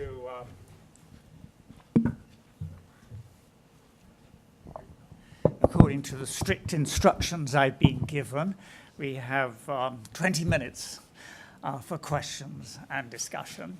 So I think I'd best open it to the floor. Well, I see a hand already going up. Thank you. A question for Wu Hong. Thank you very much for that talk. Two interlinked questions about color in relation to the tracing over periods that you're over the rising above a periodization that you're proposing. One was the I'm curious to know why in the 9th century treatise, the 5 colors that you identified do not include red or yellow, given especially the prominence of red in the Cultural Revolutionary period. Since it was, I think, blue, green, white, black. That should be Yeah, right. no Should be right. So what Cinnabar. happened to red and yellow, and why did it emerge later? And secondly, possibly linked to that, was there a suppression over time of the sense of 5 colors that were contained in black as an essence? The first, if my memory is right, I think that red is in it. It's among the 5 colors. Yeah, I think red is there. Yellow, but we better check. Second one, I feel, is a very large topic. Basically, the colored, this 工笔画, very fine colored painting and ink painting. The relationship between these two almost genres or traditions within Chinese painting is a long and complex story. But in general, I feel most people believe that with the rise of literati painting, the ink painting became increasingly popular among the educated people, even in the whole society.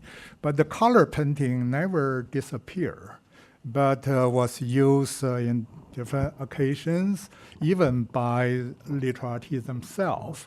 For example, to evoke some antiquarian feeling, whatever, or for certain occasions. So I feel this color and ink always negotiate. It's never really one totally became dominant, but depending on the painter's purpose or identity or social circumstances. Just very briefly, yeah. Betsy? Yeah.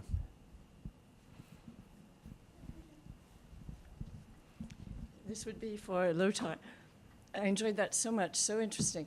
And I think it was appropriate that you spent a lot of time with Carl Witt because he, in fact, is Marty's and your predecessor, so that's nice. And that which he said that you quoted about every artistic culture needing being kind of fair game for specialists to study, that each art has its culture and they're equally valid. That's such a Vienna School contribution in its way, and I'm wondering. I have 2 related questions. One, how important the premises of the Vienna School, which is so widespread and so influential, had to do with admitting a global culture. And of course, this leads to Strykovsky, who's one of the least sympathetic of figures in the field. But and that brings me to who did so much, in fact, for opening up a global art history, nonetheless. And so I was wondering about the autobiography of Witt, which I've looked at, and it seems to give the most sympathetic account of Strykovsky I've read. And so I wondered, one, about your sense of Vienna's importance, but 2, you probably know a great deal about the circumstances. It's very unusual for an art historian to write an autobiography. And what does this say about the self-consciousness of an emerging field? That's a wonderful question. I could talk about this for a long time, but I'll try to make it brief.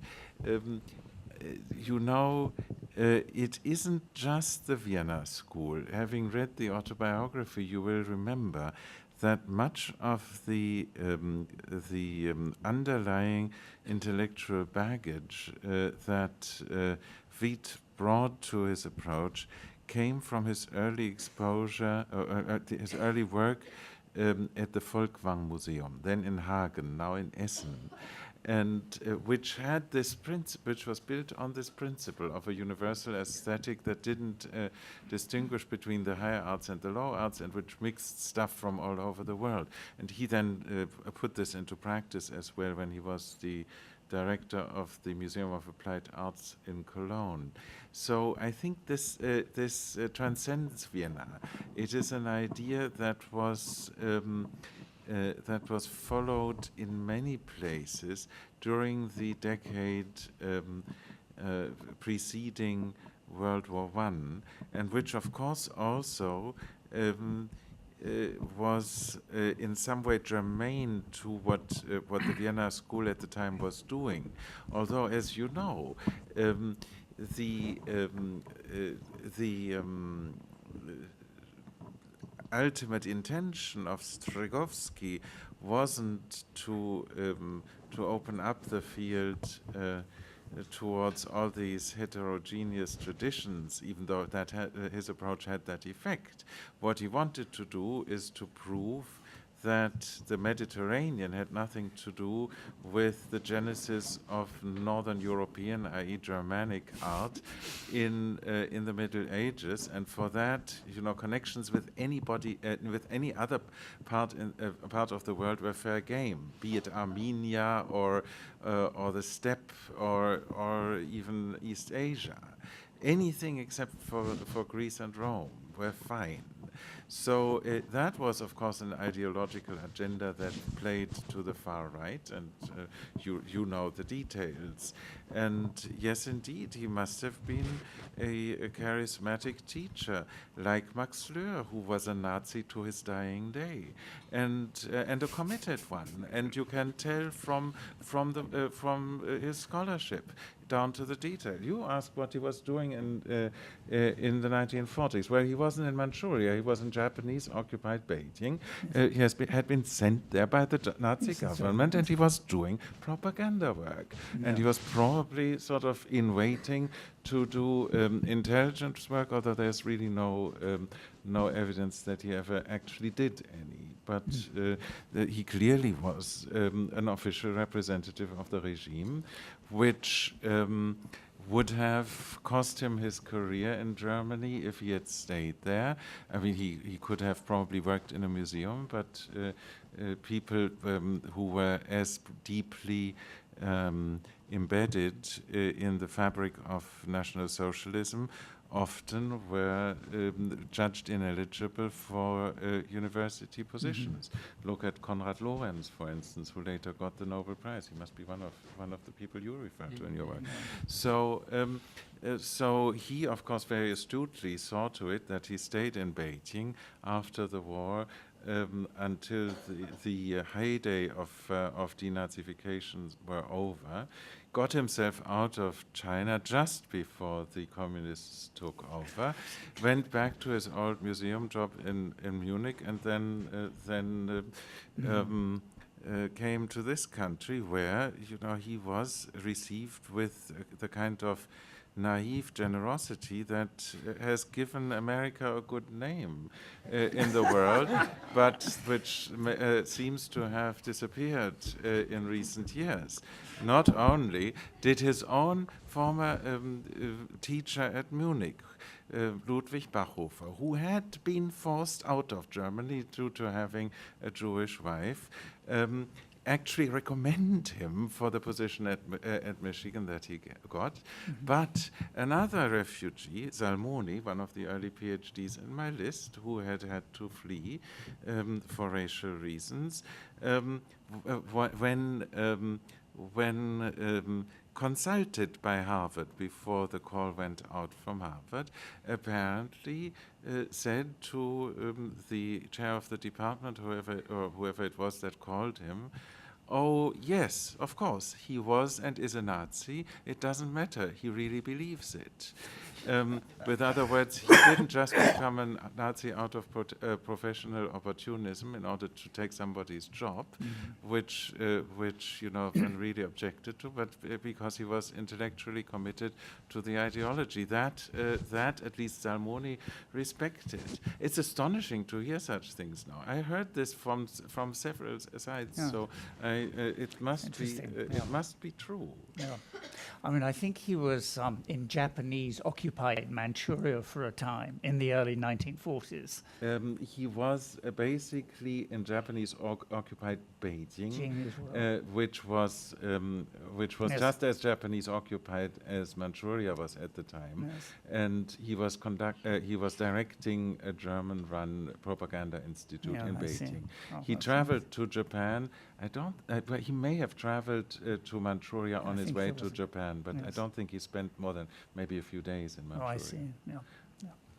Well, look, just one very quick point that I wanted to ask you about the in response to the to Betsy's question. What seemed to emerge is that one of the sources of this broader world art history was actually the study of applied arts.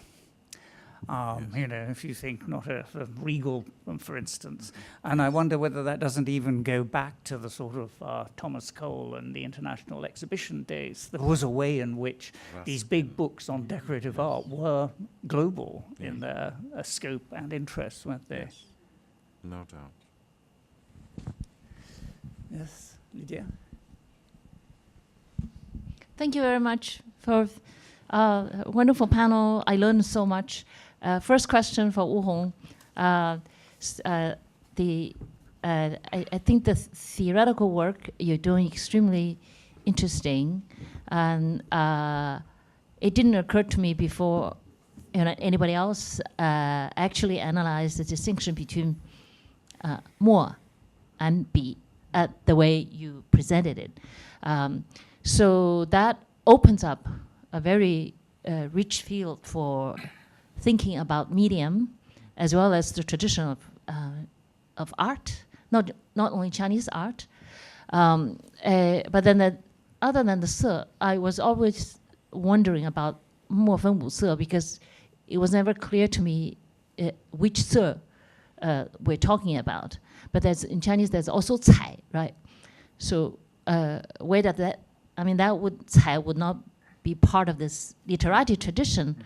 Although maybe it could be. So here's my question. If we were to bring Cai into the picture, then how would that help us understand the theoretical problem you're trying to get at? So that was my... You mean just bring Cai, this term, concept, into this... right. There's also, I don't know how many Cai, 五彩 or 五色. So these different concepts seem to have a certain relationality to them, so then they can help us reconceptualize what the theoretical thinking is doing for us in understanding both traditional Chinese ink art and also black ink art in the contemporary period. So that was my question. My next question is for Lothar. Thank you for giving us the genealogy. And the latest I heard when I visited Berlin in the spring was that the German government has given money to 5 major museums so that they could reorganize their collections. One of the projects was to move the East Asian art objects from Ethnology Museum to the newly organized complex, and they're constructing. I wonder if you know what the forces are behind this latest attempt, because you mentioned that some of the early attempts to move the art objects from Ethnology Museum to other museums failed. And so I'm just curious about this latest attempt, and apparently with the backing of the German government, this time it will succeed, the move. Just wanted to get your take on this. Just briefly, I think these 五色 are 5 colors in Zhang Yanyuan's writing. This term doesn't mean 5 colors. It just means multiple all colors, because he used these metaphors like a phoenix as multiple colors. So it's not precisely 5. The 5 kind like a 五行 means everything. So it's really try to differentiate ink from the color. I see it in Chinese painting history is a really emergence of ink painting. Even before 5 dynasties, we have the record, like Wang Wei in Shengtang created this ink landscape, was considered a major event. So ink somehow acquired its status, connect with a higher, like a more superior, the elite kinds of visual culture. I put in a historical environment. Like a 彩 and 色, I had to do more study to see this term, like a 彩, where and when it occurred. So maybe later. Well, your question, of course, is addressed in the article that today's talk was in part based on. It is actually a polemic against what's going on in Berlin right now, which is precisely the opposite of what you seem to have heard. The East Asian Museum has already been disestablished. It has been fused with the Indian Museum and the Islamic Museum into a so-called Museum of Asian Art, and that is going to be essentially folded back into the Ethnographic Museum under the bureaucratic leadership of the ethnographers in this new location, which is very centrally located in Berlin. However, it affords much less exhibition space than was available in the former location. And the concept that they are wanting for the new display is the 18th century Wunderkammer. That is to say, the pre-museum where curiosities are stored for people to say and oh about, rather than to study them. So 200 years of strenuous intellectual efforts yielding at least the beginnings of a well-founded and philologically based understanding of what went on in these various cultures are going to be made to naught, and things are going to be juxtaposed in no matter what way, and people will get some cheap thrills of entertainment, but the museum will no longer be a place of study. It makes me very angry, and the specialists have tried to argue against it, but those in charge are some art historians who are not specialists in the arts of the academic, places of the world that will actually be in the museum, who, however, are politically well connected, and that they got away with this travesty is a sign of the fact that the non-European art disciplines are still extremely weak in academia in Europe. I'm sorry to say we have fascinating areas of discussion we could continue with, but I've been given very strict instructions that we have to. I've actually gone 5 minutes over time anyway already. No, So thanks very much. I'm sorry.